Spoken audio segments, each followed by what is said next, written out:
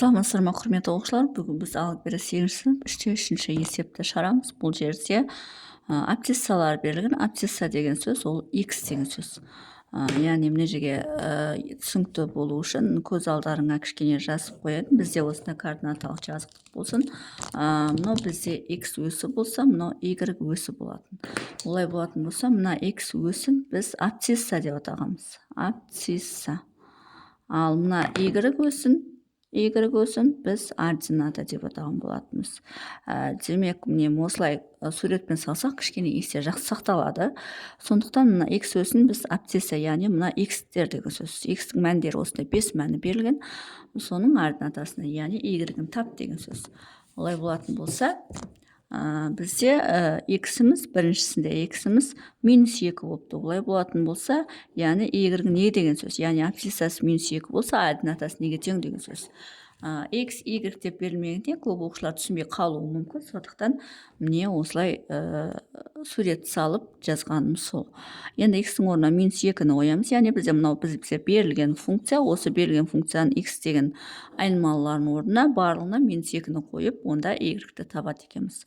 Олай болатын болса, y тең 2 көбейту x-тің орнына -2 қоямыз, оның квадраты минус x орнына қайттан -2-ні қоямыз, -1 болады. Сонда y тең 2 көбейту -2-нің квадраты 4 болады, мына минус пен минус плюс 2 болады, -1 болады. Олай болатын болса, екеуін көбейтетін болсақ 8 болады, 8-ге 2-ні қоссақ 10 болады, 10-нан 1 дасақ 9 болады. Демек, бірінші нүктеміз абсциссасы -2 болса, ординатасы 9 болады деген сөз. Яғни есебіміздің жауабы, бірінші есептің жауабы ординатасы 9 деген сөз. Енді екіншісін шығарамыз. Екіншісі абсциссасы -1, онда ординатасы неге тең деген сөз. Олай болатын болса, y-тен қайтадан бастапқы функцияға келеміз. Яғни мына функцияға келеміз. 2 көбейту, енді x-тің орнына -1-дің квадратын аламыз. -1 болады, -1. Есептеп шығарамыз. 2 көбейту -1-дің квадраты +1 болады, минус пен минус плюс 1 болады, -1 болады. Мына екеуі автомат түрде жойылып кетсе 2 болады. Демек, бұл нүктесі абсциссасы -1 болса, ординатасы 2 деген сөзіне тауып отқан мәніміз мынау. Үшіншісін шығарамыз. Үшіншісі бізде x тең 0 дейді. Олай болатын болса, y-іміз неге тең деп тұр. Y неге тең. Енді мына жерге қайтадан жаңа берілген функцияның графигін салып қояйын. Енді осы x-тің орнын барлығына 0-ді қойып шығамыз. Сонда y тең 2 көбейту 0-дің квадраты минус 0, -1 деген сөз. 0-дің квадраты 0, 0-ді 2 өтсек 0 болады. Науда 0 бар, демек -1 болады. Демек, біз жаңағыда фуат едік, енді с нүктесі деп алайық. Олай болатын болса, x 0 болса, y-іміз -1 болады деген сөз. Мынау бізде тапқан ординатамыз. Төртінші, x-іміз 1,5 болса дейді. Онда ординатамыз неге тең дейді.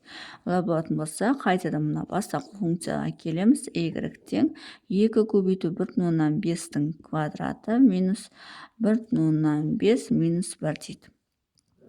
Енді мен бұлай есептегеннен көріп, бөлшекпен шығарғанды жақсы көремін. Яғни y тең 2 көбейту 1,5 деген сөз. 2-ден 3-дің квадраты азайту 2-ден 3 азайту 1 деген сөз.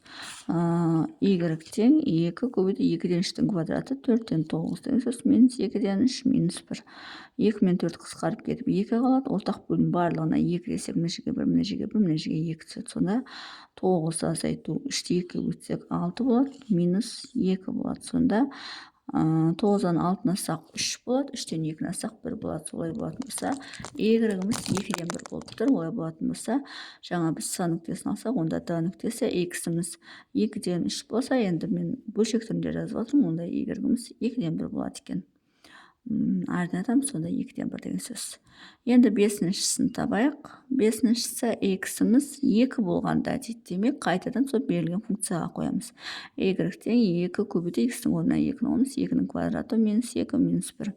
Y тең 2 көбейту 2-нің квадраты 4 болады, минус 2-ні 1-ден қосып жіберсек 3 болады. Тең 8-ден 3-ті алсақ, бізде 5 болады екен. Олай болатын болса, е нүктесі бізде x-іміз 2 болатын, y-іміз 5 болатын, осындай нүктеге келеді екен. Сонымен есебін шығару жолы осындай. Егер есебін шығару жолы түсінікті болса, лайк басып, комментарий жазып, каналыма тіркеліп кетсеңіздер болады.